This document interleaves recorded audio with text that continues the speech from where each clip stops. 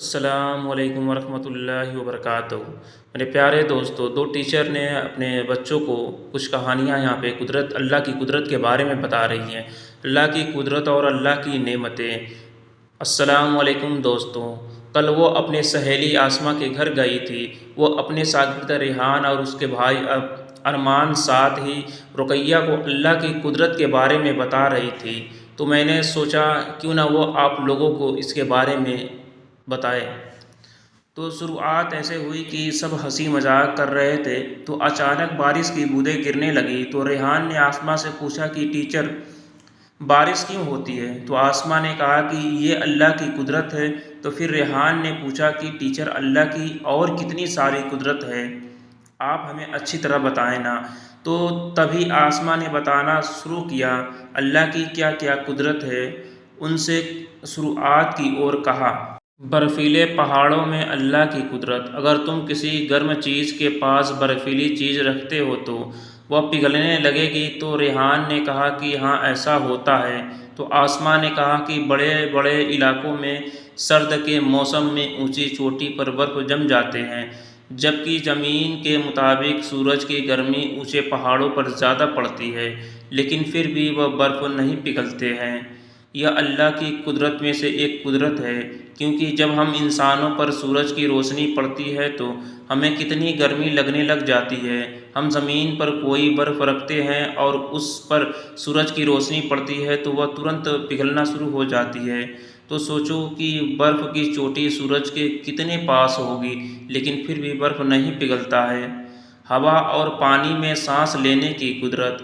اب ریحان کو اللہ کی قدرت کے بارے میں جاننے کی دلچسپی بڑھی اور وہ آسما سے پوچھتا گیا کہ ٹیچر، اور بھی اللہ کی قدرت ہے تو ہمیں بتائیں نا۔ تو پھر آسما نے ہوا اور پانی میں سانس لینے کی قدرت ریحان کو بتائی۔ آسما نے بتایا کہ ہم جس طرح پانی میں سانس نہیں لے پاتے ہیں، صرف اور صرف ہوا میں ہی سانس لے سکتے ہیں، اسی طرح مچھلیاں صرف پانی میں سانس لیتی ہیں۔ وہ اگر پانی سے باہر آتی ہیں تو مر جاتی ہیں۔ اسی طرح اگر ہم بھی پانی میں، سمندر میں، تالاب میں ڈوب جاتے ہیں تو ہم بھی سانس نہیں لے پاتے ہیں۔ تو یہ بھی اللہ کی قدرت ہی ہوئی، کیونکہ اللہ نے سبھی کو کچھ سوچ سمجھ کر ہی بنایا ہے اور انہوں نے اپنی قدرت سے اس دنیا کو ایک خوبصورت موڑ دیا ہے۔ سمندر میں اللہ کی قدرت۔ اب آسما نے لگاتار بتانا شروع کر دیا کہ اللہ کی کتنی ساری قدرتیں ہیں۔ اس نے پھر سمندر سے جڑی اللہ کی قدرت کے بارے میں جانکاری دی۔ مجھے بھی یہ سبھی باتیں سننے میں بہت اچھا لگ رہا تھا، تو میں سائیڈ میں بیٹھ کر یہ ساری باتیں وہ سن رہی تھی۔ سمندر سے جڑی بات آسما نے کہی۔ اس نے بتایا کہ سمندر صرف ایک ہی جگہ پہ کیوں رہتا ہے؟ وہ اگر اپنے دائرے میں باہر بھی آ جاتا ہے تو ایک حد تک آتا ہے، لیکن اگر وہ اپنے دائرے سے باہر آ جائے تو بھاری نقصان ہو جائے گا۔ وہ تو بے زبان چیز ہے، اسے کچھ نہیں پتہ۔ لیکن یہ سبھی چیزیں کی بھاگ دوڑ اللہ کے ہاتھوں میں ہے۔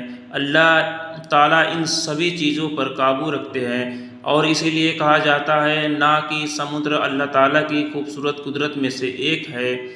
کوسوں قزح رینبو میں اللہ کی قدرت۔ تبھی اچانک سے ریحان کے بھائی ارمان کہنے لگا کہ ٹیچر، جو آسمان سے کلرفل رینبو آتا ہے اس کے بارے میں ہم نے اسکول میں پڑھا ہے، تو یہ بھی کیا اللہ کی قدرت ہے؟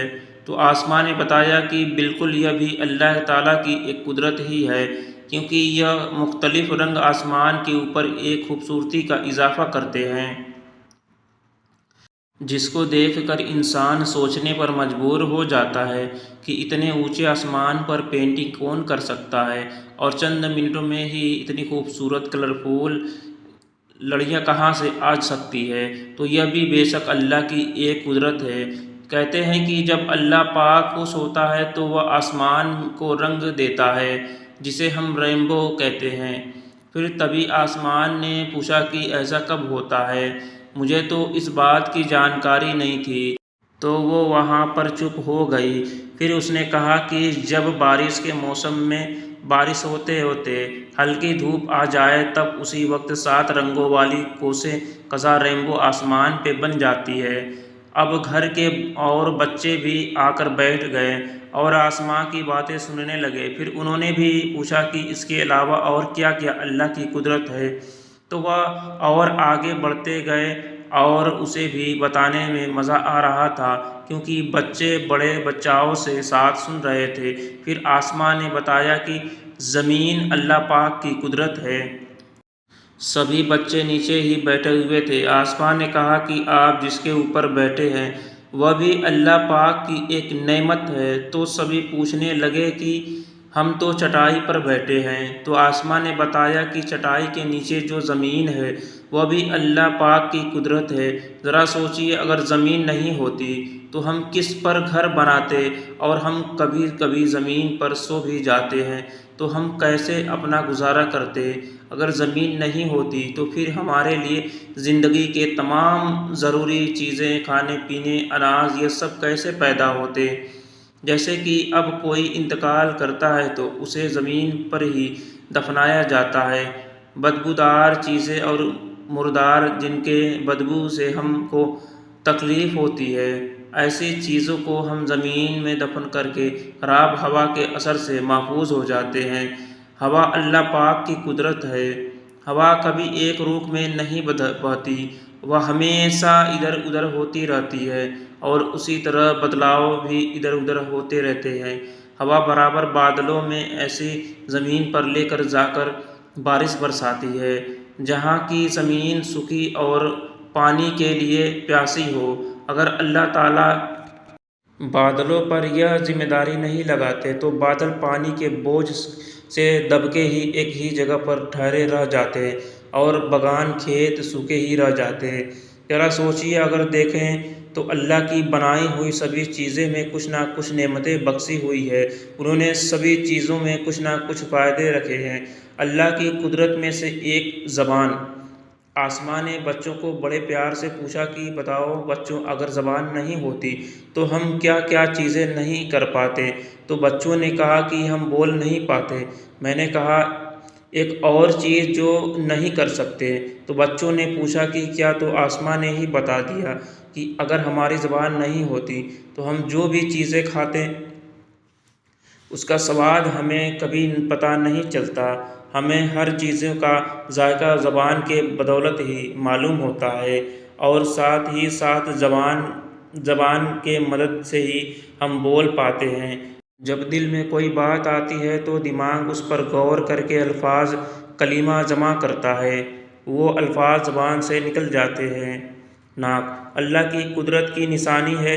یہ بات وہ سن کر تھوڑی دیر کے لیے سوچنے لگ گئی کہ ناک اللہ کی قدرت کیسے ہو سکتی ہے، لیکن میں نے کچھ نہیں کہا کیونکہ وہ سمجھ نہیں پائی تھی۔ پھر اس نے جب بتانا شروع کیا کہ اللہ نے ناک میں 2 نتھنے بنائے ہیں، اس میں قوت حسہ اور سمع، یعنی کہ کسی بھی چیز کو سونگھ کر محسوس کرنے کی طاقت، جس میں ناک کھانے پینے کی چیزوں کو سونگھ کر ہی سمجھ جاتا ہے کہ یہ چیزیں کیا ہے۔ ناک اچھے اور برے چیزوں کو سونگھ کر ہی فرق بتا دیتا ہے۔ یہ بھی اللہ تعالیٰ کی ایک بہت ہی بڑی نعمت ہے۔ بچے اس بات کو سن کر اپنے ناک کو چھونے لگے تو سبھی ہنسنے لگ گئے۔ پھر اس کے بعد آسماں نے آگے اور بتانا شروع کیا۔ ادھک جانکاری کے لیے پڑھیں اللہ کی قدرت، نیند آنا۔ آسماں نے بچوں سے پوچھا کہ جب آپ کے امی ابو اور آپ لوگ تھک جاتے ہو تو کیا کرتے ہو؟ تو بچوں نے بتایا کہ سو جاتے ہیں۔ تو آسماں نے پوچھا کہ ذرا سوچیے اگر ہمیں سونے کی توفیق نہیں ملتی تو ہم دن بھر کام کر کے تھک جاتے، اور پھر اس کے بعد ہم کیا کرتے؟ ہم اسی طرح تھکے ہوئے ہی دوبارہ پھر سے کام کرتے، لیکن اگر ہم تھکے ہونے کے بعد سو کر دوبارہ سے اٹھ کر اگر کام کرتے ہیں تو اس سے ہمیں تندرستی لگتی ہے اور ہم تھکا ہوا بھی محسوس نہیں کرتے۔ تو بچوں نے کہا کہ ہاں ایسا ہی ہوتا ہے، جب ہم تھکے ہوتے ہیں تو اور سو کر اٹھ جاتے ہیں تو پھر ہم تر و تازہ محسوس کرتے ہیں۔ تو پھر آسماں نے کہا کہ اللہ تعالیٰ نے یہ نعمت امیر غریب ظاہر علامات بادشاہ فقیر سب کو دی ہے، اور اللہ نے اپنی سبھی نعمتوں کو اور سبھی انسانوں کو میں بخشا ہے۔ اس کے بعد بہت سمے ہو گیا تھا، مغرب کی اذان ہو گئی تھی اور بچوں کو گھر جانے میں دیری ہو جاتی، تو آسماں نے کہا کہ یہ سبھی چیزیں اللہ کی قدرت ہے، اور اتنا بتا کر انہیں کلمہ پڑھا کر چھٹی دے دی۔